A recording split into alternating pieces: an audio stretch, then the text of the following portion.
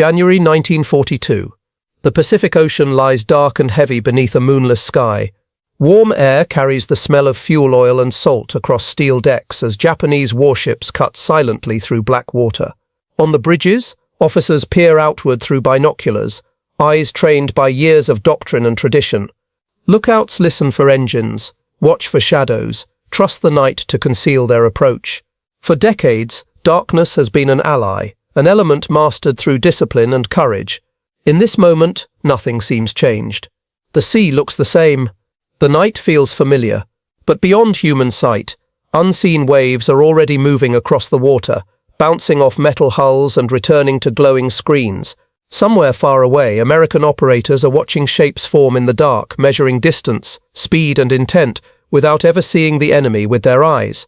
The war at sea has entered a new age, though few yet understand it. The Imperial Japanese Navy entered the Pacific War with supreme confidence in its naval tradition. It had spent years preparing for a decisive fleet engagement against a numerically superior opponent. Its doctrine emphasized aggressive maneuver, long-range torpedoes, and night surface combat. Japanese officers believed with good reason that darkness would neutralize American industrial strength. In the night, skill would matter more than numbers. Training would outweigh production. Spirit would defeat machinery. The United States Navy did not share this faith.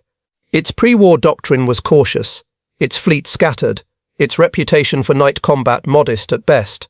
Yet beneath this apparent weakness lay a quiet transformation. Long before the first shots were fired, American scientists and naval planners had invested heavily in a technology that did not rely on human vision at all. Radar, radio detection and ranging was being refined not as a laboratory curiosity, but as a weapon system meant to integrate detection, command and firepower. By 1941, radar sets were already installed on many American ships and shore stations. Operators trained to read the faint green lines on cathode ray screens. Officers learned to trust data that contradicted instinct. The United States was preparing to fight a war of information, even if it did not yet fully understand how decisive that would be. Japan was not ignorant of radar. Japanese engineers and naval officers were aware of its potential and had begun their own development programs. Experimental sets existed. Prototypes were tested. But radar was viewed as a supplement rather than a foundation. Japanese doctrine still revolved around visual contact, optical rangefinders, and the judgment of experienced commanders. Radar was seen as uncertain, fragile, and unproven, useful perhaps, but not war-changing. The attack on Pearl Harbor seemed to confirm this belief. Although American radar stations detected the incoming Japanese aircraft, the warnings were misunderstood and ignored. To Japanese observers, radar appeared ineffective.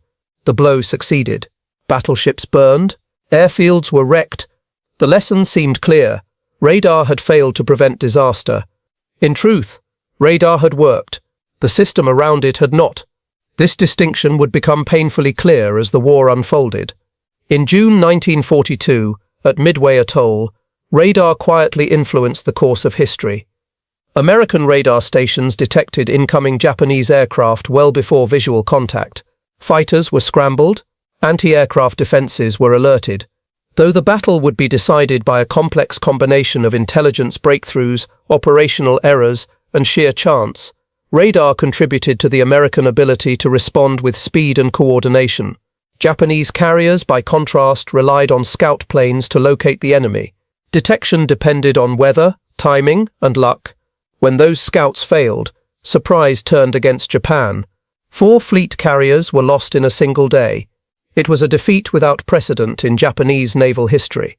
Yet even then, radar did not stand at the center of Japanese explanations. Midway could be blamed on fate, on individual mistakes, on the unpredictable nature of war. The deeper transformation remained largely invisible. It would be revealed not in daylight, but in darkness. The struggle for Guadalcanal began in August 1942 and quickly became a grinding contest of attrition. Supplies, reinforcements, and control of the surrounding seas mattered as much as territory on land. Night after night, Japanese and American ships clashed in confined waters, later known as Iron Bottom Sound. For Japanese commanders, this was familiar ground. Night surface combat had been their specialty. They expected to outmaneuver and overwhelm American forces after sunset. Instead, something unsettling began to occur. American ships were firing first. Again and again, Japanese formations found themselves under accurate gunfire before their lookouts reported visual contact. Shells struck bridges and turrets without warning. Torpedoes found targets that had not yet opened fire. The night seemed to betray them. At Cape Esperance in October 1942, American cruisers and destroyers ambushed a Japanese force attempting to bombard Guadalcanal. Using radar, American commanders detected the enemy and maneuvered into position without being seen. When the guns opened, the Japanese were caught completely by surprise. It was one of the first clear demonstrations that radar could overturn long-held assumptions about night combat. Still, the full meaning had not yet settled in. That moment came in November. During the naval battle of Guadalcanal, the American battleship Washington encountered the Japanese battleship Kirishima in the darkness. Washington's radar operators tracked Kirishima's movements with precision, feeding data directly into fire control systems. At a range where visual spotting was nearly impossible, Washington opened fire. Kirishima never saw her attacker. Within minutes, heavy shells tore into her superstructure. Fires erupted. Steering failed. The ship was doomed. For Japanese officers, the implications were devastating. This was not merely superior gunnery. This was combat guided by an unseen sense, an extension of perception beyond human limits. The steady pulse of radar returns, glowing on American screens, represented something profoundly new. Information flowed continuously, unaffected by smoke, darkness, or weather. Decisions could be made faster. Fire could be directed with lethal accuracy. The battlefield had expanded beyond what the human eye could comprehend. Japanese after-action reports from the Solomon Islands increasingly acknowledged this mystery. American accuracy was described as uncanny. Engagements began and ended without clear explanation. Slowly, reluctantly, the truth emerged. The Americans were seeing first.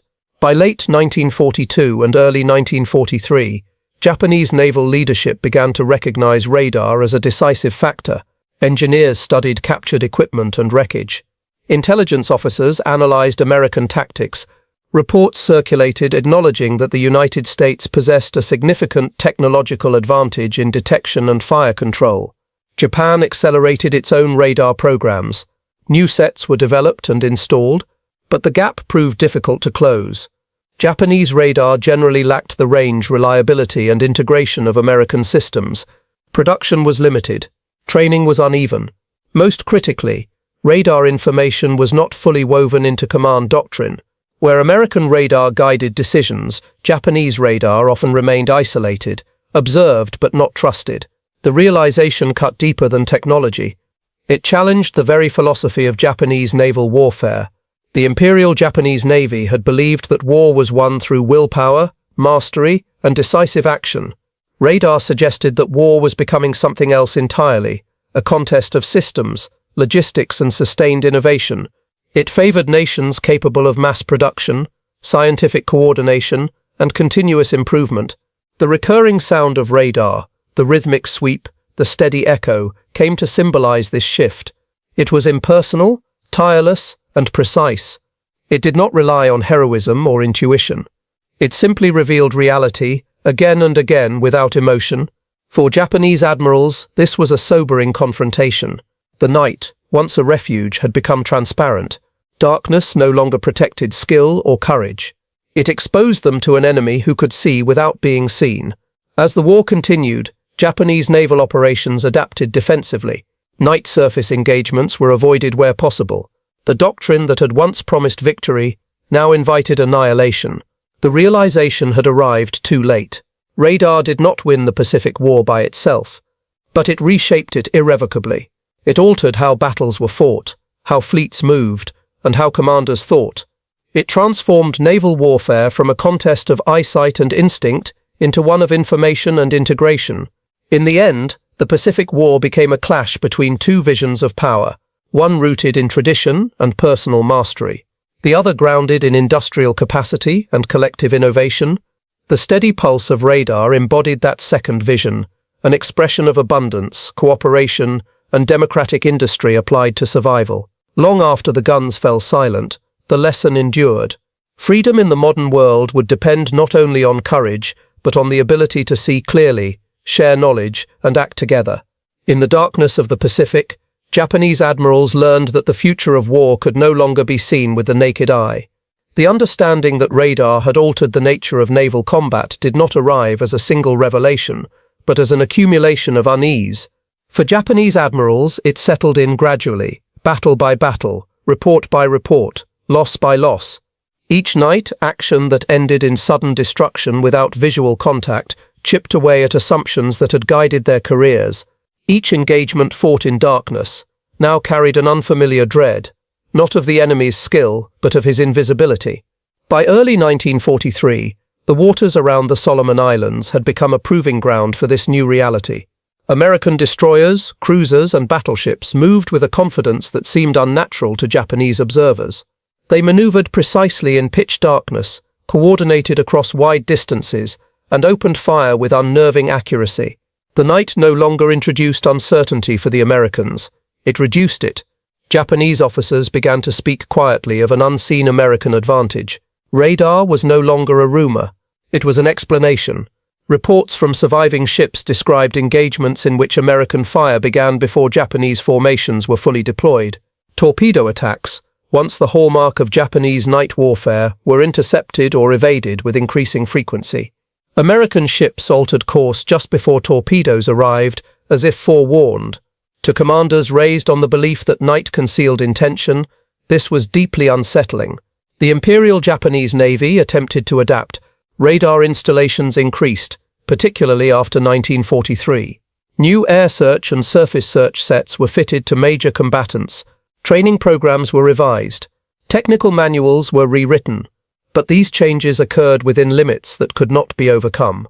Japanese industry lacked the capacity to produce radar in the numbers required. Shortages of high-quality components constrained performance. More critically, the Japanese command culture struggled to integrate radar into decision-making. Information derived from radar often competed with visual reports, and when the two conflicted, tradition favored the human eye. Radar data was noted, but not always trusted. In contrast, American radar was embedded into every layer of naval operations. Detection fed command, command fed maneuver, maneuver fed fire control. The system functioned as a whole, reinforced by training and standardized doctrine. Radar operators were not isolated specialists. They were integral participants in combat decisions. This difference reflected a deeper divide. American naval power rested on an industrial and organizational foundation that emphasized integration. Research laboratories worked alongside manufacturers. Fleet exercises tested new technologies continuously. But feedback loops between combat experience and design refinement were rapid and relentless. For Japanese admirals, this was the true revelation. Radar itself was not merely a machine. It was a symbol of an entire system that Japan could not replicate under wartime conditions. Even when Japanese engineers understood the technology, the surrounding infrastructure, the production scale, the logistics, the training depth remained out of reach. As 1943 gave way to 1944, the implications became unavoidable. American radar coverage expanded across the Pacific. Island bases formed overlapping detection networks. Carrier task forces operated with unprecedented situational awareness. Surprise, once a weapon of the bold, became increasingly rare for Japan. Night no longer offered refuge. Darkness no longer leveled the field. Japanese naval planners began to alter operational expectations. Surface engagements were avoided when possible. Air power and submarines took precedence, though they too faced radar-guided defenses. The decisive fleet battle envisioned before the war never materialized as imagined. Instead, Japan found itself reacting to a battlefield shaped by American sensors and screens. In post-war reflections, Japanese officers would acknowledge radar as a critical factor in their defeat, not because Japan lacked intelligence or bravery, but because it faced an enemy whose strength lay in coordination and capacity. Radar amplified American abundance. It allowed a democratic society to translate industrial output into battlefield clarity. The steady electronic pulse that guided American ships through darkness became a metaphor for this advantage. Constant, Reliable, shared, it represented a kind of collective vision, distributed across crews, ships, and fleets. No single hero controlled it. No single act of courage defined it. It was the product of cooperation, repetition, and trust in systems larger than any individual. For Japanese admirals raised on personal mastery and decisive action, this was perhaps the most profound challenge. The war they had prepared for, the war of intuition and honor, had been overtaken by a war of information. Victory now belonged to those who could see first, decide first, and act together. By the final years of the Pacific War, radar had become inseparable from American naval identity. It guided aircraft through storms, directed anti-aircraft fire, coordinated fleet movements, and denied the enemy the cover of darkness. It turned the ocean into a monitored space, where invisibility was no longer guaranteed. The realization that this transformation was permanent settled heavily on Japan's naval leadership. Even had the war continued longer, the trajectory was clear. Radar was not a temporary advantage. It was the future. And in that future, the balance favored societies capable of sustaining innovation, sharing knowledge freely, and mobilizing resources on a massive scale. Radar did not merely change how battles were fought. It changed what kinds of nations could win them. As the Pacific fell silent in 1945, the legacy of radar endured. It had stripped darkness of its mystery and redefined naval warfare for generations to come. The unseen waves that once betrayed Japanese fleets now became standard tools of global security. In the end, the lesson learned by Japanese admirals echoed far beyond the war itself. Freedom and survival in the modern world would depend not only on courage but on clarity, on the ability to illuminate reality even in the deepest darkness, and to act collectively upon what was seen. The night would never belong to the unseen again. The transformation brought by radar did not end with tactical defeat. It reached inward, reshaping how Japanese naval leaders understood power itself. For decades, the Imperial Japanese Navy had believed that excellence could compensate for scarcity, that superior training and spirit could overcome material disadvantage. Radar challenged that belief at its core. What radar revealed, again and again, was that perception could be industrialized, vision could be multiplied, awareness could be shared instantly across ships and formations. Where once a commander relied on a handful of lookouts and the limits of human sight, radar created a collective eye, one that did not blink, did not tire, and did not depend on experience alone. American fleets fought as networks. Radar information flowed from operators to bridge officers, from bridge to gunnery directors, from ship to ship. Each vessel became both sensor and weapon, contributing to a shared understanding of the battlefield. This was not merely technological superiority, it was organizational superiority. For Japanese admirals observing this evolution, the realization was sobering.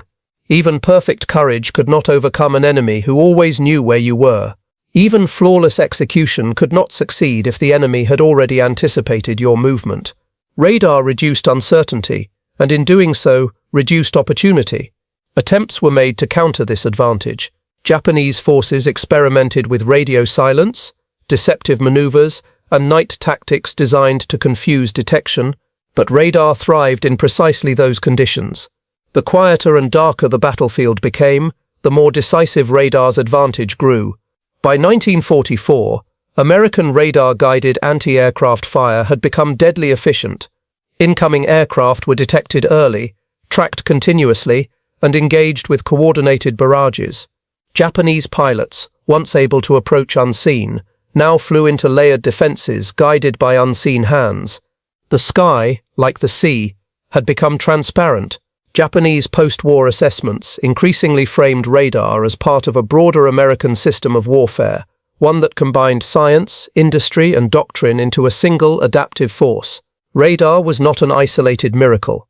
It was the visible expression of an invisible structure. Research institutions feeding factories, factories feeding fleets, fleets feeding lessons back into design. This structure was sustained by abundance.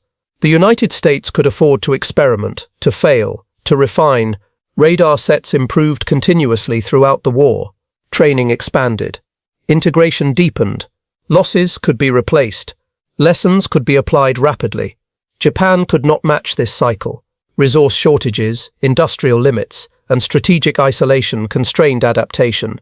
Even when radar was installed, it was often too late, too few, or too disconnected to change outcomes. The gap widened inexorably. For Japanese admirals, this was not merely a military defeat, it was a philosophical reckoning. The war demonstrated that modern conflict rewarded openness to change, trust in systems, and collective effort. It punished rigidity, fragmentation, and reliance on tradition alone.